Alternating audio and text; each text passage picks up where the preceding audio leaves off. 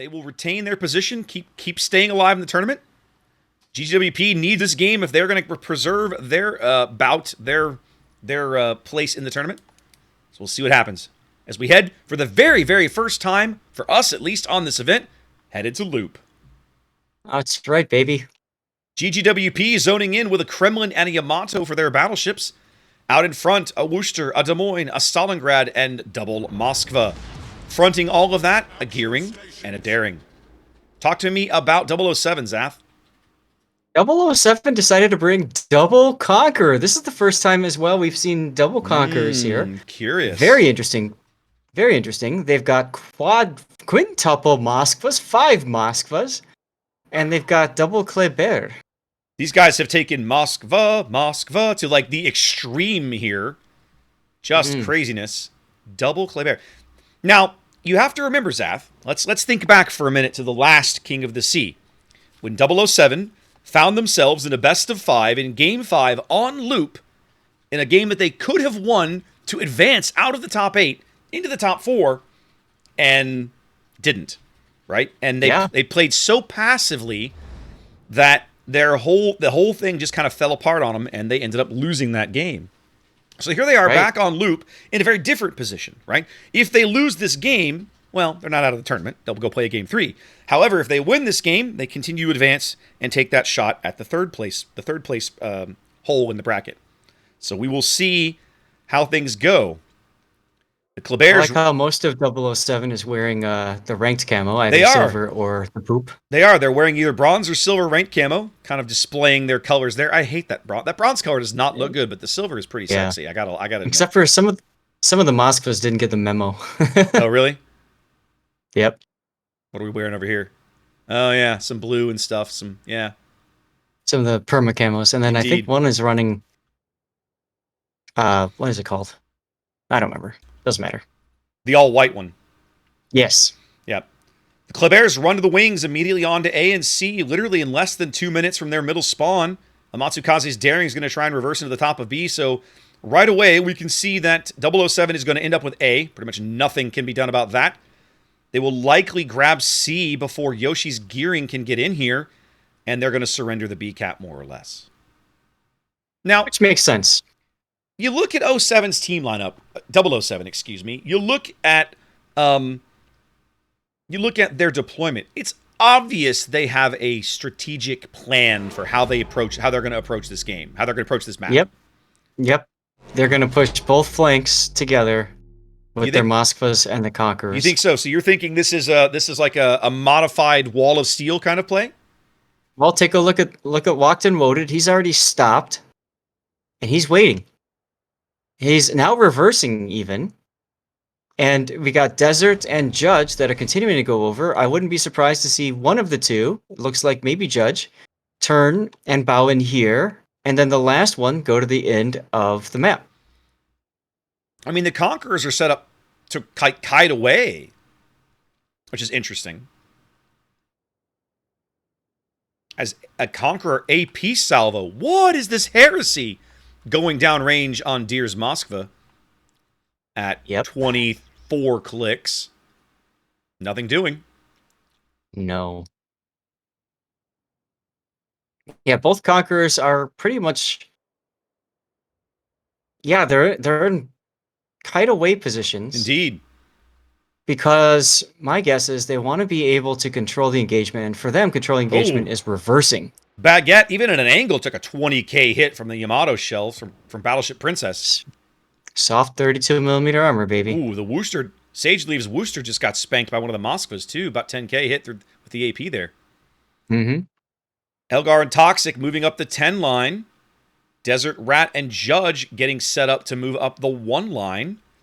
Both Klebers sitting in caps, doing what Klebers do, I suppose. Top anchor? I don't know. Camp and Dare to do something about it right now? I'm not sure. Now, this, like for Eagle Lance, for example, this island is working against him because now he can't spot anything to the north. He has no idea what's going on up there unless his teammates are spotting for him. Yep. He's about to back out, though, and get detected. Nope, I can't see him right now. Right now, he's making sure he stays with. Yep, they just caught a glimpse of him.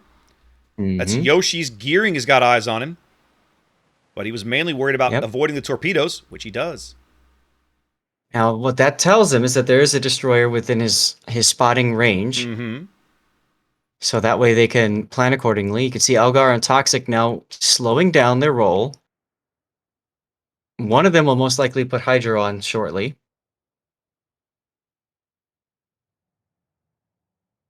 Five minutes gone. 007 working a nice cap advantage out to about a 120-point lead here and slowly growing.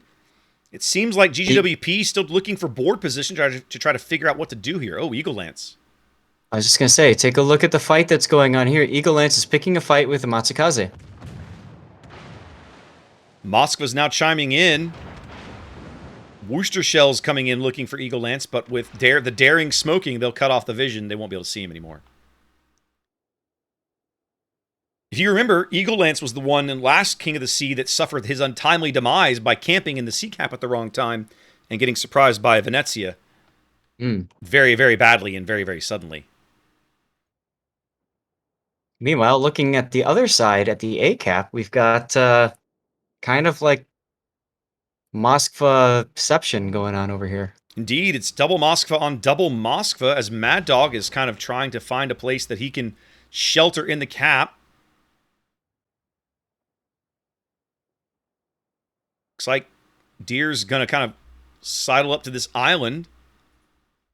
Now, here's the thing about Mad Dog's position. Deer's going to have to reverse. If Mad Dog plays that right, he could really do some bad things to Deer with the AP. Yeah, but I think he needs to wait. Oh, no, not right now. Not right now. Yeah.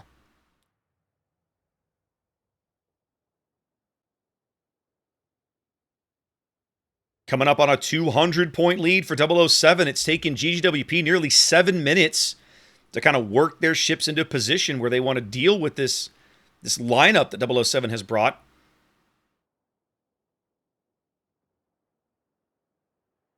Mad Dog detected on radar. He's going to have to run. Now, Toxic got slapped somewhere along the way. Oh, he's getting slapped again.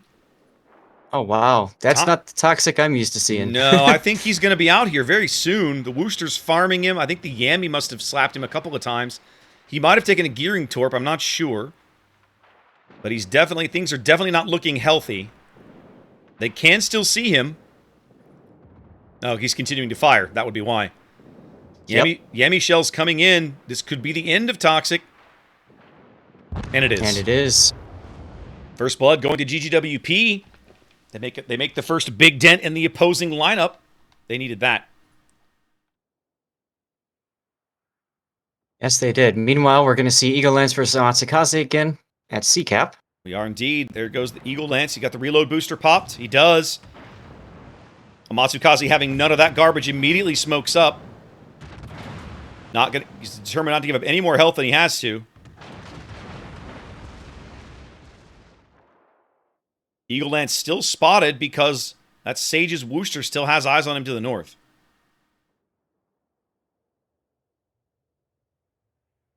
So now the forces, the 007 quote-unquote push along the 9-10 line is basically over. The Moskva's going to dig in over there. They're going to push Eagle Lance back off the cap, but now Mad Dog is in B, Zath. He's going to pick it up. I see that. He's going to get it. Look at that. Look at that. The enemy is about to win. Desert Red is being focused down pretty heavily, though, by Kremlin, Moskva at A.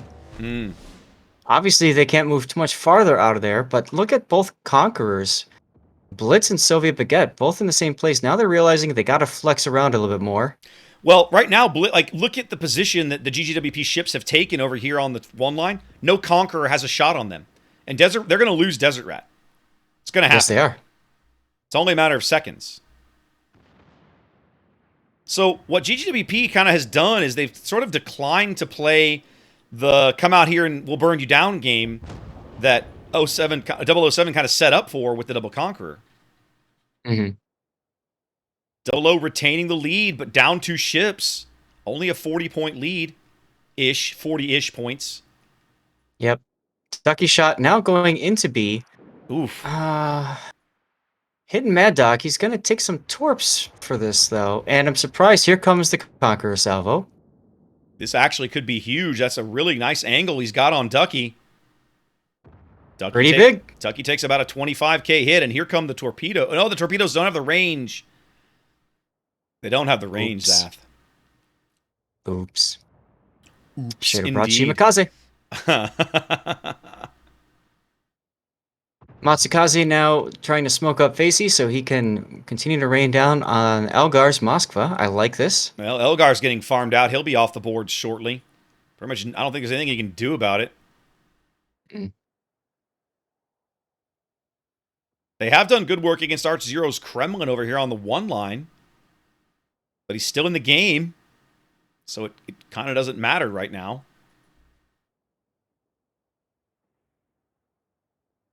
Oh, and that's what you want, right? You want all that firepower hitting a Kremlin. Mm. You don't want it hitting your Moskvas. I mean, the Moskvas are pretty tanky themselves.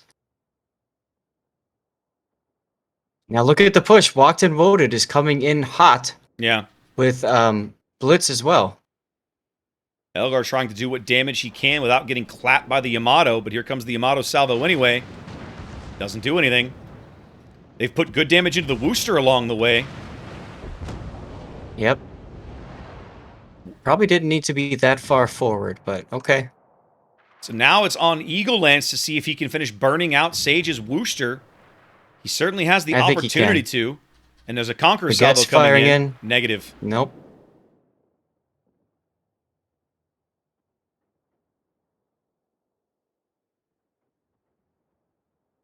Sage is going out. There it is. Mm-hmm. 007 claims a kill back. They're still up about 100-ish points. The enemy is about to win. Look at Yoshi now. Yoshi is opening up.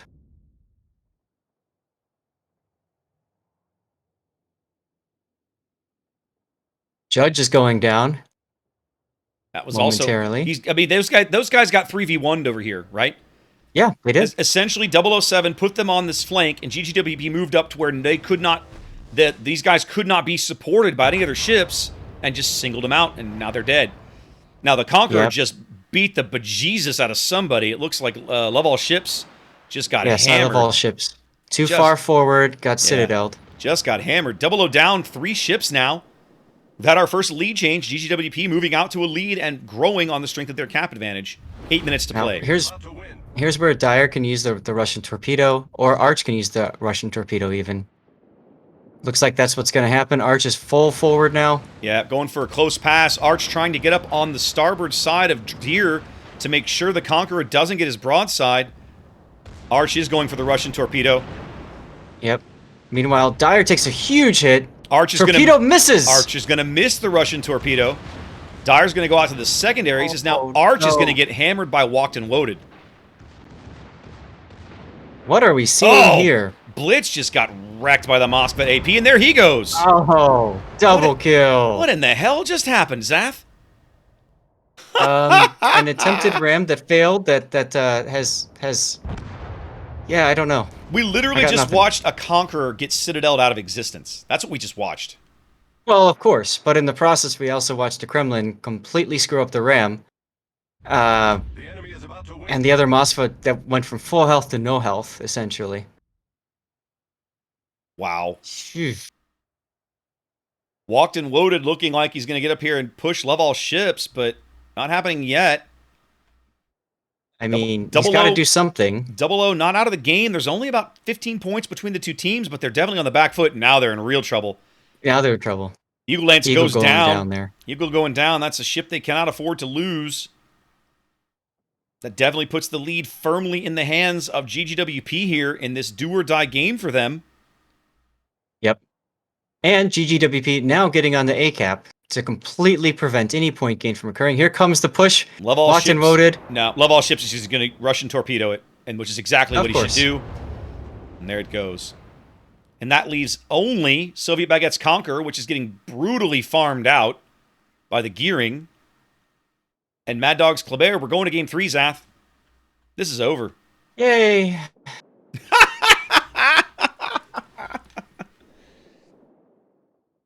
Interesting to me that both teams losing their map picks here back to back. Mm-hmm. All right, Mad Dog's all that's left. See if we can get ourselves a death pick. I'll be getting it. Oh, yeah. 21 seconds to go. Mad Dog taunting by hitting the S key. He's making him earn it. Facey's like, nah. But they're going to get him eventually. Solid game 2 to GGWP. Forcing a game 3. Staying alive in the tournament. Now, I'm going to be a little critical here for a minute, Zath. It felt like either one of two things. Either OO7 didn't really know. I'm being mean here, and it's going to sound awful, but it feels like they didn't really have a good handle on what they wanted to do with that comp. Either that, or GGWP just had the perfect answer to what they wanted to do, in the sense of, you know, they put Moskvas on the 1 line, Moskva pairs on the 1 line and the 10 line, and those guys literally just got focused out and dead. I mean, just wrecked.